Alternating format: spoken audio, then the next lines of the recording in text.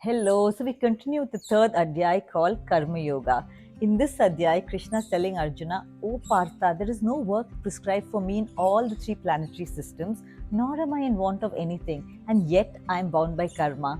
Krishna, by mentioning that he himself as God is bound by karma, is telling Arjuna that all the individual souls which come onto this physical plane have to deal with their karmas. In the Hindu way of life, you attain moksha or liberation when you clear all your karmas. Till then, the individual soul keeps taking birth in different forms, and the great illusion, which Hinduism calls Mahamaya, is present in every atom on the physical plane, and that makes us forget who we were in our past births.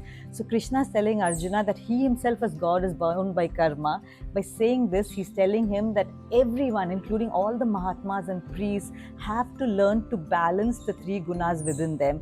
We discussed the three gunas in an earlier reel. They're Rajas, Tamas, and Sattva. So Krishna is telling us we have to attain balance of these three gunas which reside within us.